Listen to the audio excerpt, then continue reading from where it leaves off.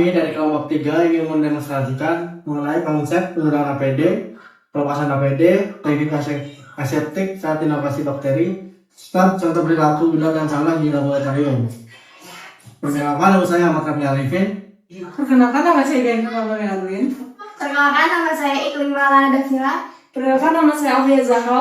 Perkenalkan, nama saya Sudina Aini. Selamat menyaksikan. Di laboratorium mikrobiologi, setiap spesimen yang diterima, ditangani, diperiksa hingga dibuang harus diperlakukan sebagai bahan yang berpotensi mengandung agen biologis. Oleh karena itu, setiap prosedur laboratorium menerapkan prinsip biosafety untuk melindungi petugas, spesimen, dan lingkungan dari risiko paparan maupun kontaminasi. Penerapan biosafety dilakukan melalui penggunaan alat pelindung diri, teknik aseptik yang benar, serta pemanfaatan biological safety cabinet pada prosedur yang berisiko menghasilkan aerosol sehingga keamanan kerja dan mutu hasil pemeriksaan tetap terjaga. Teknik mencuci tangan merupakan langkah awal yang wajib dilakukan sebelum melakukan teknik aseptik di laboratorium.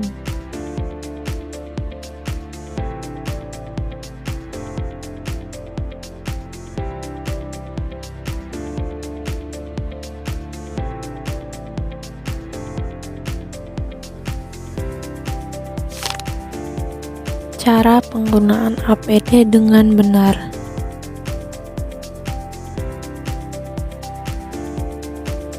Pertama, menggunakan safety shoes atau boots untuk melindungi kaki dari tumpahan bahan kimia, benda tajam, dan benda berat. Kedua, menggunakan jas laboratorium untuk melindungi pakaian dan tubuh dari percikan bahan dan kimia serta mikroorganisme.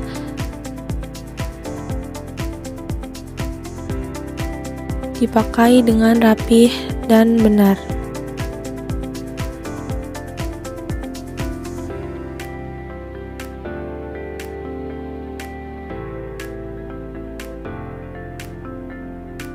Ketiga, memakai masker medis untuk melindungi saluran pernapasan dari droplet dan mikroorganisme.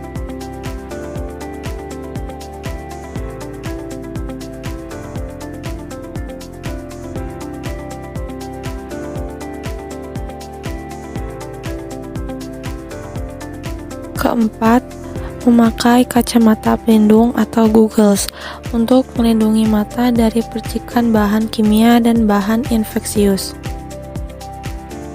Kelima, bouffant cap atau penutup kepala untuk melindungi rambut dan kepala dari kontaminasi. Keenam, menggunakan handscoon atau sarung tangan untuk melindungi tangan dari paparan bahan infeksius, bahan kimia, dan mencegah kontaminasi silang. Maka dari itu, penggunaan APD yang tepat menjadi langkah preventif yang efektif untuk melindungi kesehatan dan keselamatan petugas laboratorium,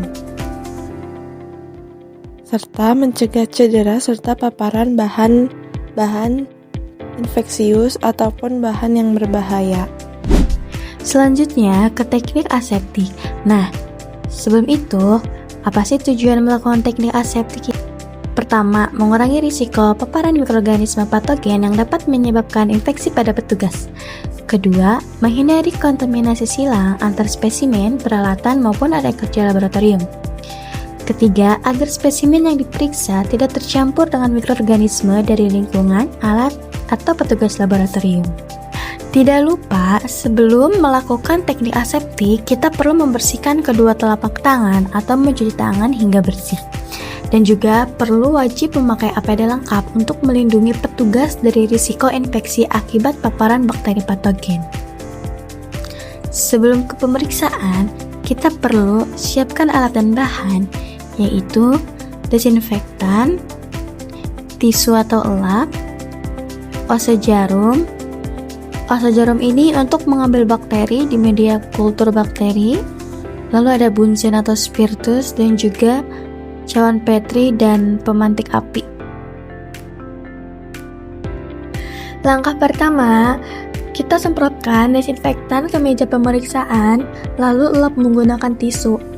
Tujuan ini untuk mendesinfeksi permukaan meja kerja, alat tertentu, atau area yang berpotensi terkontaminasi. Jika sudah selesai, kita nyalakan bunsen dengan pemantik api, lalu ambil ose dan juga sterilkan ose atau panaskan ose di atas bunsen hingga ada warna merah muncul. Untuk membuka cawan Petri, cukup putar dengan satu tangan di dekat bunsen agar mikroorganisme yang ada di cawan tidak menyebar kemana-mana.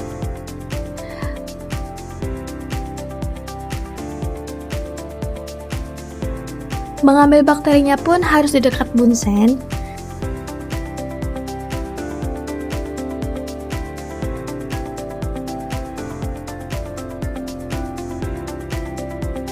Dan tutup cawan Petri lalu putar kembali dengan bantuan bunsen.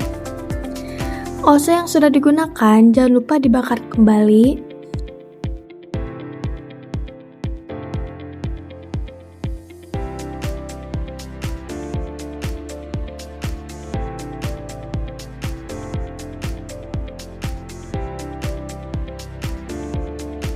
Jika sudah selesai, matikan api bunsen dengan tutupnya. Dan terakhir, rapikan alat dan bahan seperti semula, lalu tidak lupa desinfektan kembali meja pemeriksaan.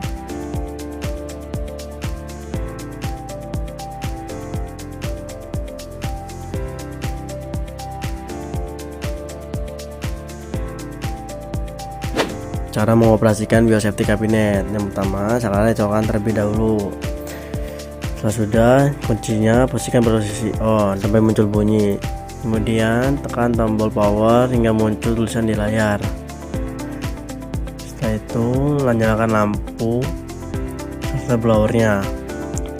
Untuk menaikkan kacanya itu ada tombol panah ke atas, hingga pencet saja. Untuk menaikkan kacanya jangan berlebihan. Di situ ada tanda batasnya supaya tidak terlalu lebar. Setelah sudah, alat siap digunakan.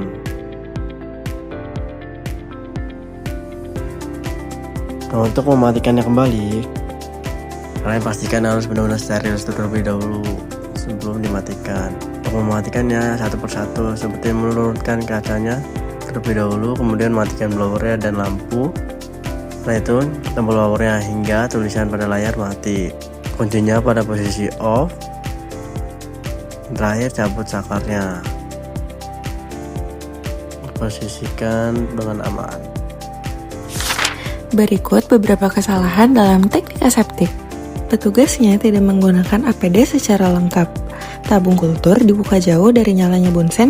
Penutup kapas dilepaskan lalu diletakkan di atas meja yang menyebabkan kontaminasi. Pada teknik yang benar, petugas menggunakan APD sesuai prosedur. Tabung kultur dibuka di dekat nyalanya api bunsen.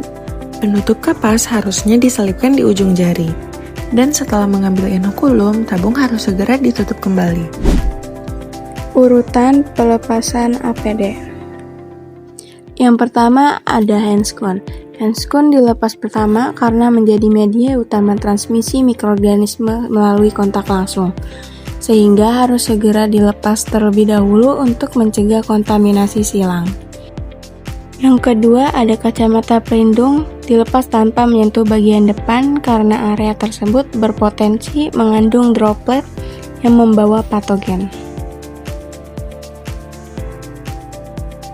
Yang ketiga ada pelindung kepala. Pelindung kepala dilepas karena partikel aerosol dapat mengendap di rambut atau permukaan kepala. Yang keempat, melepas jas lab. Dilepas dengan teknik dibalik atau inside out untuk mengisolasi permukaan luar yang terkontaminasi agar tidak menyentuh kulit atau pakaian. Yang kelima, melepas pelindung kaki. Karena beresiko membawa mikroorganisme dari permukaan lantai yang terkontaminasi.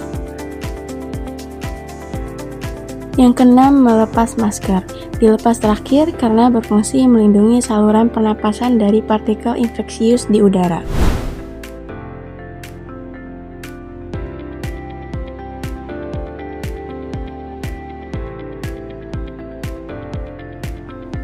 Jadi, kesimpulannya, setiap teknik dalam praktikum laboratorium dengan mengenali resiko, menilai resiko, dan meminimalkan risiko merupakan bagian penting dalam menjaga kualitas dan keamanan pemeriksaan. Oleh karena itu, setiap prosedur harus dilakukan dengan teliti dan sesuai SOP serta prinsip GOP agar hasil dan keselamatan kerja tetap terjamin. Sekian video yang dapat kami demonstrasikan. Semoga ilmunya dapat bermanfaat bagi yang sudah menonton. Terima kasih dan wassalamualaikum warahmatullahi wabarakatuh.